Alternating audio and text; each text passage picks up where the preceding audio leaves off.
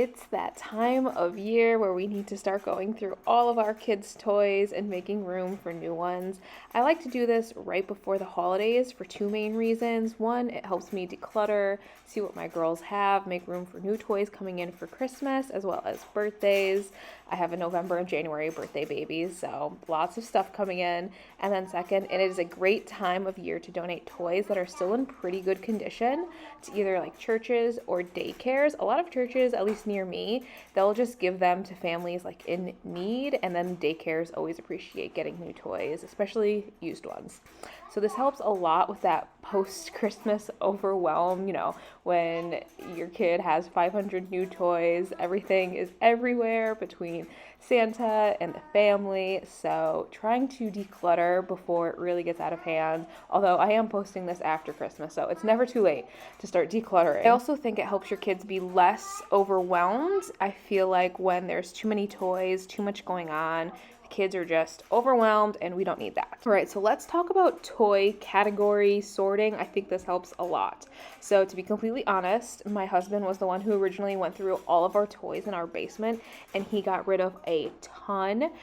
He mainly did this because he had an opportunity where like the kids weren't there. I'm sure but sometimes it is just easiest to get rid of the toys when they aren't around or here, because once you start making toys to remove from the house, the kids panic, they start taking everything back. You know how it goes.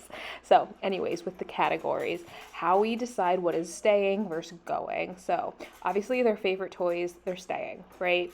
Also, good quality toys like the wooden ones that are going to last, especially if you're adding more and more kids to the family, or you do toy rotations, things like that, like those really durable, stable toys. Now, toys we get rid of, this includes like the plastic junky ones, that just fall apart, and then the ones that have 20 different pieces, right? They played with it one time and now it'll never be the same again. There's pieces upstairs, downstairs. You can't find all of the pieces. So I usually just remove all of those. It actually helps a ton with like my mom mental space, to be honest.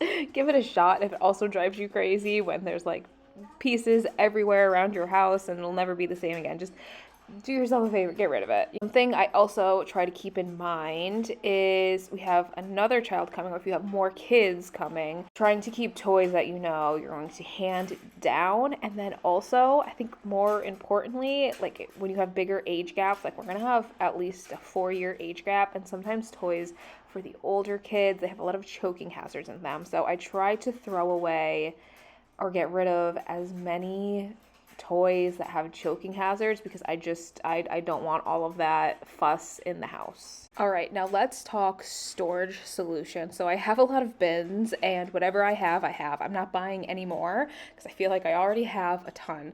So whatever doesn't fit, it has to go.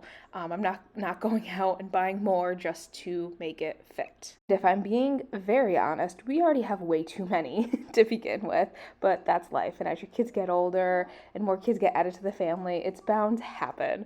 So upstairs in our main living situation, I only keep a few toys up there because that's where we're at majority of the time. That's where they're playing majority of the time. And then everything else is pretty much stored in our basement. That's where we're at right now in this video. It is a finished basement. It is a playroom technically. We do come down here a few times, but I mainly use it as toy storage. I'm lucky enough to have all of this. And as I said, if I'm being honest, I already have way too many toys, but I know this is common, so this is kind of how I do it. I have a lot of really big baskets to just throw toys in. That's really helpful, and also helpful with cleaning up, especially if your kids are helping. They can just throw a bunch of toys somewhere. I also have the cubed storage bins. I think those look really nice. We also have like the big toy chests. Again, kids could just throw things in there and then you could shut it and you don't have to look at it. I also think when it comes to organizing toys, you got to be realistic. And again, this is kind of why the toys with so many pieces, that will just never stay organized. So when I'm organizing the toys, it's very loose. As I said, all of the toys, they just go into big toy baskets, nothing specific. And for me, it's just easier that way. Now, I will say like crafts and puzzles, I do try to keep all of that stuff together, but also I try to keep that stuff higher up where they can't reach, where if they want to do a puzzle or a craft, they kind of have to come ask mom to get it out for them.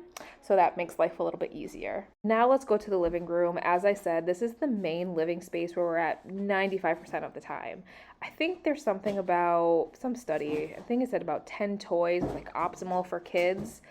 They don't get overwhelmed and they actually play with what they have and can get super creative. So I try to loosely stick with that rule, and I feel like a lot of people do toy rotation, which is also a good idea. I have a relatively normal sized home, maybe even on the smaller size. So I just have this small section up here in our living room out of the corner. It's just this cube storage bin.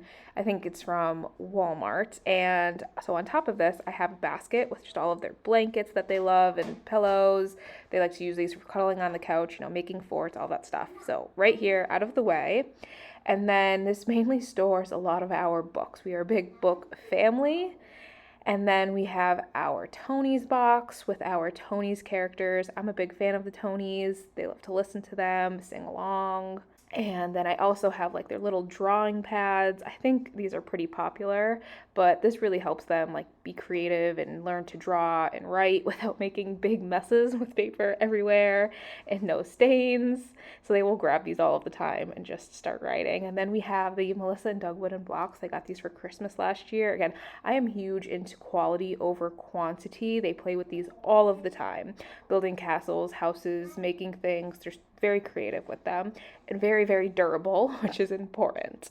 Now on the bottom are all of these storage bins that are pretty large. Again, these are from Walmart. We have quite a few Barbies and figurines in them because that's what they love right now. Stuffed animals with babies, all of that. They are little girls, so that is what we are into. And then we have one bin with the magnet tiles. I love these. Again, they're very creative with these, building lots of different things. Big fan. Then we just have like a few balls, and then the last one is all about dress up. Again, they're little ladies, so lots of dresses to put on, hair accessories, purses, pretend phones, like pretend doctor stuff. So these are all just things that they're interested in right now. I totally did not do 10 toys total. I feel like I just do a few, maybe like 6 to 10 categories of toys, and I feel like this really helps keep their interest and be creative all day. I would also like to add, ever since switching this over in our upstairs situation, it truly only takes like 3 to 5 minutes to clean up a disaster. Even if they are pulling out absolutely everything, it is very easy for them to put it all back. This is definitely not minimal. I feel like this is very average, and that's enough for 2 kids to keep them occupied and engaged throughout the day. I also think this is a good way to gauge if you have too many toys out by how long it takes you to clean up the mess. That's kind of like what I like to stick to. We'll also throw in, we used to have our play kitchen up here, which don't get me wrong, the kids absolutely love it. And there is a time for it, but we had to move it into our basement because the play kitchen becomes a disaster. It just everything everywhere. So after finally moving that to the basement, I feel so much more organized. Oh, I also wanted to say, in talking about messes, I think it's a good time to start teaching your kids it's okay to make the mess, but we need to clean it up, especially when they are heading into getting older, Take out as many toys as you want, do as many crafts as you want, but when we're done, we do have to clean it up. Okay, now I mentioned crafts and puzzles before, and how I store this is in my kitchen. Actually, I have a cabinet in there that I like to have locks on it so they can't just go in there and start pulling things out. They kind of need mom's help. But I like to keep it in my kitchen because mainly when they're doing crafts, they're at the kitchen table, because mainly I'm in the kitchen a lot cooking or doing something. So it's easy for me to keep an eye on them with their crafts at the kitchen table. So it's all right there. But in my kitchen cabinet, this is where I keep crayons, coloring books, all of our Play-Doh accessories, puzzles, paint. Again, I have girls, so we're huge into crafts. I also think, maybe I read this somewhere, but crafts really help kids develop like confidence and fine motor skills, which I think is really important, like learning how to draw and write and all of that. Anyways, that is it for today's video. All of this that you're seeing is filmed prior to Christmas, so we'll kind of have to see what it looks like after Christmas, but it shouldn't be too bad. So I hope you enjoyed, and I'm going to see you all in the next one. Bye!